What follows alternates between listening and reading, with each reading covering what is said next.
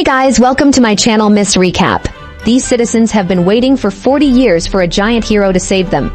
But when a regular man arrives, the citizens get disappointed and order his execution. Gulliver is a young man who loves adventures and traveling. During his journey around the world, he stopped at many cities and solved their problems. One such place is the city of Lilliput. One day the king of Lilliput gathers his citizens to give them some good news. He has found a prophecy which says that a hero named Gulliver will return to help them. About 40 years ago, Gulliver the giant saved them from their sworn enemy, Blefuscu, who tried to burn down the whole city. Blefuscu is planning to invade Lilliput again, and only Gulliver can stop this. Hearing this, all the citizens start to celebrate and make preparations to welcome their hero. They even build a giant gate because they believe Gulliver is a gigantic man who can't pass through a regular gate. Meanwhile, Gulliver is busy in one of his risky adventures. He loves collecting rare objects and steals a precious crown from the palace. The guards threaten to punish him in the worst way possible, but Gulliver doesn't get scared at all. He says goodbye to the guards and jumps down in the sea from the broken window. He returns to his ship and puts the crown with the rest of his collection. Suddenly, he notices a man reaching there in a small boat. He's the messenger sent by a friend in Lilliput. After introducing himself, the messenger pulls out a letter and shares the message. As soon as Gulliver hears that Lilliput is in trouble, he gets ready to travel there. He passes through the giant gate prepared for him, and greets the citizens of Lilliput. Everyone seems really shocked to see him and asks who he is. Gulliver gets confused and introduces himself again, but the citizens accuse him of lying. The king steps forward and asks Gulliver where's the giant hero mentioned in the prophecy. Poor Gulliver keeps explaining that he's Gulliver the hero who saved them last time, but the king refuses to believe him, and asks him to prove his identity in court. After reaching the court, Gulliver asks his pet mouse, Squeak, to eat away the law book so the trial gets delayed. The city doesn't actually have a court judge or lawyer, so the king plays all the roles by changing costumes. At first, he becomes the judge, and starts looking for his law book. Gulliver assumes that the trial will be delayed, but the judge says he doesn't need the law book anyway. The king wants to make a quick judgment without any criteria so he can go home and eat dinner on time. Gulliver gets shocked to see his behavior, and requests a chance to speak for himself. He visited this city just a year ago, but it's all different now. Gulliver can't recognize any of the citizens or the king. During his last visit, the current king was just a baby, and his father was ruling the city. But just in a year, how did the baby grow so old to become the ruler? The king doesn't understand whatever Gulliver is saying. He just wants to know why Gulliver is not a giant as mentioned in their history books. He's supposed to be big enough to build walls and monuments single-handedly. The king decides to put Gulliver behind bars for not fulfilling their expectations. Gulliver explains again that he has never been a giant and saved the city while being a normal guy. Moreover, what kind of court is this which doesn't even have any lawyers? Hearing this, the king puts on the lawyer costume and suggests execution of Gulliver. Clearly, the king has no sense of law and does whatever he likes. Gulliver asks about the jury, so the king disguises as the jury and supports the decision. In frustration, Gulliver requests to have a lawyer to defend himself. As he says that, a young girl from the audience comes forward disguised as a lawyer. She states that Gulliver does belong to a family of giants as mentioned in the history books. But due to a childhood illness, Gulliver stopped growing and became a dwarf in his family. Gulliver is impressed by her story and starts playing along. To gain sympathy, he tells everyone how hard life was for him being a dwarf among the giants. He never found clothes of his size or a job to earn a living. Gulliver believes that the girl will help him get rid of the punishment, but she only delays the execution to the next day. Gulliver starts crying and begging for getting imprisoned for life or kicked out of the city, but he doesn't want to be executed. He's even willing to give away all his wealth if his life is spared. No one listens to him and puts him in the prison along with Squeak. The stupid citizens of Lilliput are killing their savior while their enemy, Generalissimo Blefuscu, is planning to invade them. Suddenly, his loyal spies arrive with some important news. They have seen Gulliver returning to Lilliput.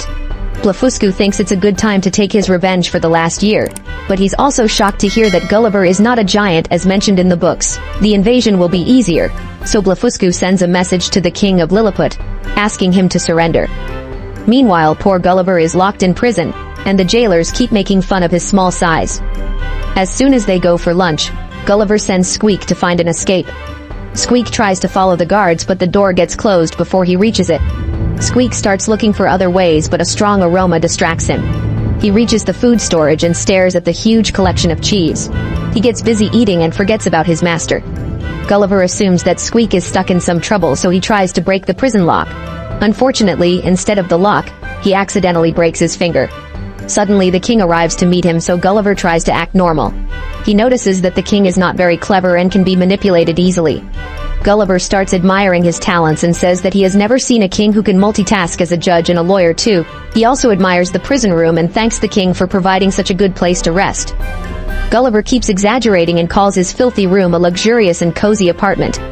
The king gets curious and wants to explore the room by himself.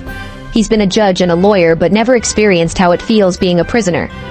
When Gulliver offers him to switch places, the king immediately gets inside the prison and gives away all the dungeon keys.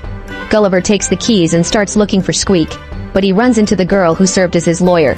She introduces herself as Marcy and claims to be Gulliver's well-wisher. She told the king to execute Gulliver tomorrow so he could get some time to escape. Gulliver still doesn't trust her and continues looking for Squeak. After a while, Squeak arrives holding several food items. Gulliver takes his mouse and they start finding the exit gate. Surprisingly, the dungeon is built in a special way which makes it inescapable. Gulliver gives up and agrees to take help from Marcy. She slightly pushes the wall and it opens the gate to freedom. Meanwhile, the king has finally figured out that he has been manipulated. He orders his guards to catch Gulliver and give him a punishment worse than execution. Moreover, the king announces a prize for anyone who gives the information about Gulliver. The royal guards find him on the streets and rush to catch him. After running all around the town, Gulliver and Marcy reach the harbor where he left his ship. Unfortunately, the royal guards are patrolling there as well. Gulliver can't leave right now anyway because he needs to meet someone. Hearing this, Marcy asks if he wants to meet his friend Freelock because she knows where he lives. Gulliver wonders how Marcy knows his friend, but she refuses to tell the whole truth, and asks Gulliver to keep following her. After reaching the valley, Gulliver gets shocked at how so many trees grew here in just a year. He asks Marcy for an explanation, but she advises him to take some rest. It's already getting dark, so they should start looking for sticks to burn. After collecting sticks, they get ready to sleep, but Marcy warns Gulliver of the upcoming snow. He considers it a joke and starts talking about the difficulties he faced in just a day. Marcy keeps staring at the bonfire and remembers about the law in Hem's land that forbids burning sticks. This reminds Gulliver about his journey to that land. It was full of talking horses and singing trees. Gulliver was shocked at first, but the horses were really kind, so he made a lot of friends. After telling the story, Gulliver falls asleep, but when he wakes up, the whole forest is covered in snow. Marcy wasn't joking about the unexpected weather.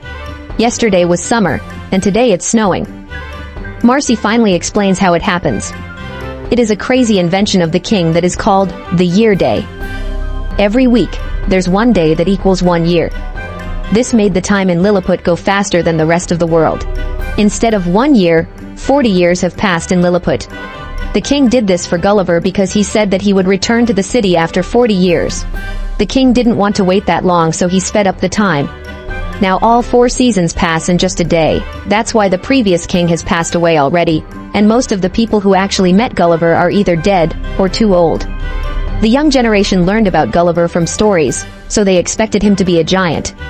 What was supposed to be a miracle now seems like a disaster, so the citizens want Gulliver to fix it.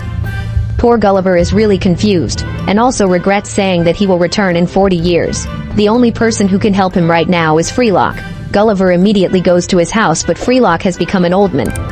Moreover, Marcy is Freelock's daughter. Gulliver introduces himself, but Freelock refuses to recognize him, and scolds Marcy for bringing the criminal to his house. Gulliver reminds Freelock of the times they fought together. How can one forget his best friend? Freelock walks away saying that he had no other option. The new king showed a royal decree with a signature that proved that Gulliver must be a giant. Therefore, like everyone else, Freelock had to accept the facts. Gulliver gets angry and questions their friendship. Marcy advises Gulliver to mind his words because he has no idea what Freelock has been through. He kept telling everyone the truth, but they laughed at him. He was arrested, beaten, and humiliated, but he didn't cheat on his friend. He just kept saying that his friend Gulliver will return to fix everything. When Marcy was born, people threatened to arrest her, so Freelock eventually accepted that Gulliver should be a giant. Gulliver feels ashamed of his behavior and starts singing the song he made together with Freelock. Hearing the lyrics, Freelock starts singing along and hugs his best friend. The beautiful moment gets ruined when the royal guards arrive all of a sudden. Freelock tries his best to protect everyone, but the guards are greater in number. They tie up Freelock and take away Gulliver and Marcy for execution. They are taken to the town square and all the citizens gather to witness the execution of Gulliver and Marcy, and even Squeak, because he also supported his master. The king gives a boring speech, after which he puts on the executor costume to kill Gulliver. The eye holes on the costume aren't in the right place, so the king fails to see clearly. He keeps hitting here and there, so Gulliver gets time to talk to Marcy. He has already guessed that Marcy was the one who invited him through a letter, because Freelock wasn't in his senses. She believed Gulliver when no one did. Even if he dies, Gulliver doesn't regret coming, because otherwise he wouldn't have met a lovely girl like Marcy. The king gets really frustrated and throws away the costume. The execution gets interrupted anyway because a special guest has arrived to meet the king. It's the officers sent by Blefuscu, and they want the king of Lilliput to surrender. Otherwise, Blefuscu will use his mighty army to take over the city. The king doesn't want to bow down so easily, so he tells the officers that their giant hero has arrived now. The officers take this message back to Blefuscu, but he isn't afraid, and orders the army to proceed towards Lilliput. Meanwhile, the king invites Gulliver to a luxurious brunch, and asks him a favor. He wants Gulliver's help in defeating the mighty army of Blefuscu. In return, the king is ready to do anything Gulliver wants. Hearing this, Gulliver agrees to the deal. He wants his friends to be released, and the decree to be rewritten. The king must announce that Gulliver is the real hero they had been waiting for. The king is ready to do everything Gulliver asks. He starts by releasing Squeak and Marcy, and then announcing Gulliver's arrival in town. He's declared the giant everyone was waiting for, but the citizens refuse to believe that. They demand Gulliver to fulfill all the prophecies made about the legendary giant. It includes fixing the city's water supply and the broken guarding wall. Freelock advises Gulliver to fulfill the prophecies if he wants to prove himself a hero. Gulliver agrees and start planning the reconstruction of the wall. After completing this task, he takes Freelock's help in exploding the dam with gunpowder that brings the water back to the city. After proving himself, Gulliver gathers the citizens and explains that all what he did would be impossible if the citizens hadn't helped him. Lilliput doesn't need a giant if the citizens keep working together like this. A giant is not someone with a giant body, but a real giant is the one with a big heart and good deeds. Everyone can be a giant if he gains courage to do big things. Gulliver's speech changes the mindset of the citizens, and they start cheering for him. Once peace returns to the city, Gulliver finds a chance to talk to Marcy. She apologizes again for dragging him into this mess, but Gulliver doesn't seem to regret it. He is glad to meet Freelock and his lovely daughter. Gulliver grabs a flower to confess his love to Marcy, but they get interrupted by the royal guards. Blefuscu's army has arrived to invade the city. Gulliver asks the king to guide the soldiers in this war, but the king runs away to protect himself. Seeing this, Gulliver takes the charge and asks the soldiers to go back to their posts. As it gets dark, the citizens get more afraid and start escaping Lilliput. Most of the soldiers run away too, and the army is short on weapons. There's no way Lilliput can defeat Blefuscu in a war. Gulliver and Freelock must plan together like the old days. Once Blefuscu's army arrives at the gate, Freelock announces that Gulliver wants to spare their lives if they agree to a deal. Blefuscu gets curious and accepts the offer. Gulliver walks out of the gate and introduces himself. Blefuscu starts laughing at his size, but Gulliver claims to have secret powers and magical skills. He challenges Blefuscu to a duel, and the winner will keep Lilliput.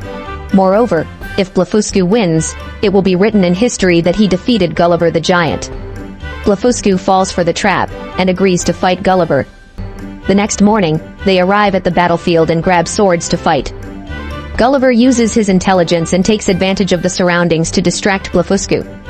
Eventually, Blefuscu drops his sword and accepts his defeat. Gulliver starts celebrating his victory, and he doesn't notice the trick Blefuscu is hiding under his sleeves. He puts on a metal armor, and starts beating up poor Gulliver. Suddenly, the sky gets cloudy, because the year day has started. Freelock uses the speaker to create a deep voice while Gulliver pretends to control the weather. The sudden rain and snow destroys Blefuscu's armor, and he runs away thinking that Gulliver is a powerful magician. Once the danger is gone, the king appears to take all the credit. However, the citizens will not fall for his lies anymore. They want a better leader, so they choose Gulliver. But Gulliver believes there's someone more deserving than him. Freelock should be the king because he fought the lies alone for years. Freelock accepts this honor and promises to get rid of Year Day. Gulliver finally gets a chance to confess his love to Marcy, and takes her on an adventure to see the world. The movie ends here. Thanks for watching. Make sure you subscribe and turn on notification so you can watch more videos like this.